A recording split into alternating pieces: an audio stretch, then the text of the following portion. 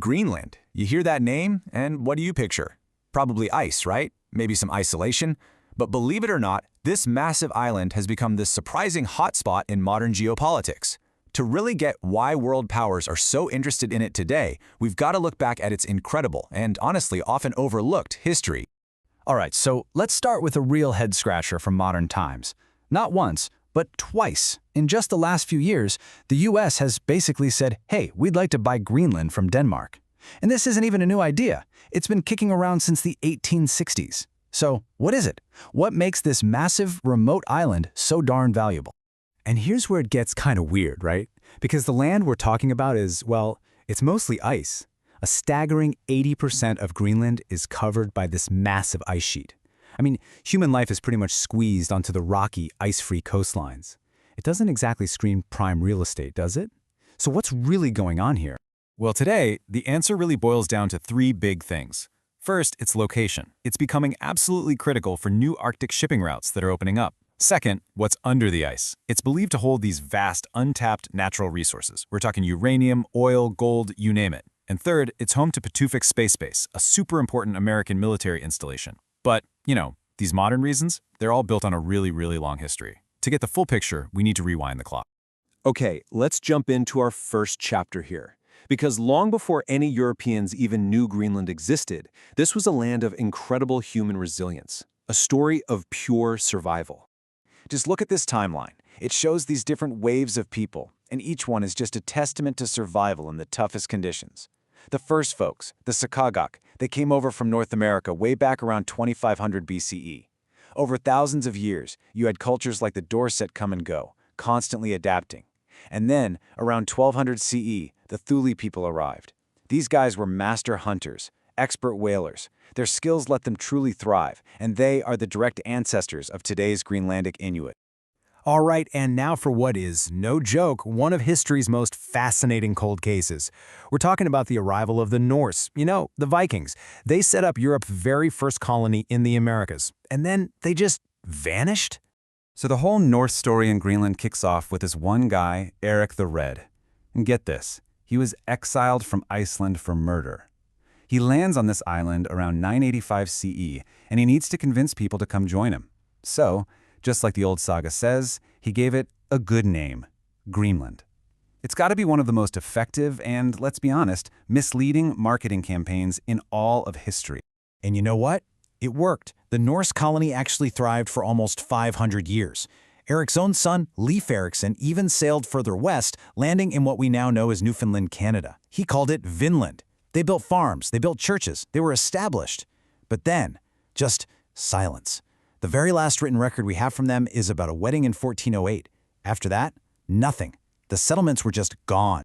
So what on earth happened? Where did they all go? Well, there's no single easy answer. It was probably a perfect storm of factors. For one, the climate got way colder during something called the Little Ice Age. Their contact with Europe basically dried up. The market for their main export, walrus ivory, completely collapsed. And maybe most importantly, they just couldn't adapt. They stuck to their farming lifestyle and never really learned the superior Arctic hunting techniques that the Inuit had mastered. So, for a few hundred years after the Norse disappeared, the Inuit were the only ones there. For Europe, Greenland pretty much faded into myth and legend. But it wasn't forgotten completely, which brings us to the start of the modern era and the return of the Danes. So the Danes come back on the scene in 1721 with a missionary named Hans Egede. His whole mission, his original goal, was to find those lost Norse settlers and convert them to Protestantism. But when he got there, no Norsemen, just the Inuit. So his mission had to change on the spot. He started setting up trading posts and missions, and those efforts are what would ultimately lock in Danish control over the island for the next 200 years.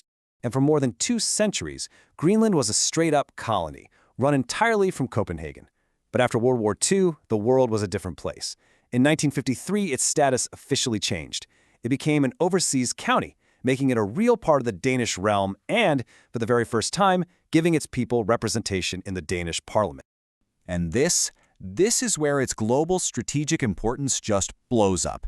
During World War II, Denmark was occupied by Germany, so Greenland basically became a U.S. protectorate. It was crucial for weather forecasting and for flying planes to Europe. Then came the Cold War, and its location made it the perfect spot for Thule Air Base, a frontline early warning system against Soviet nuclear missiles. Suddenly, this remote island was at the center of the world. And that brings us to the final chapter of our story, for now anyway. This is all about Greenland's modern journey to define its own future and reclaim its own identity. This table really lays out Greenland's slow, steady walk towards running its own affairs.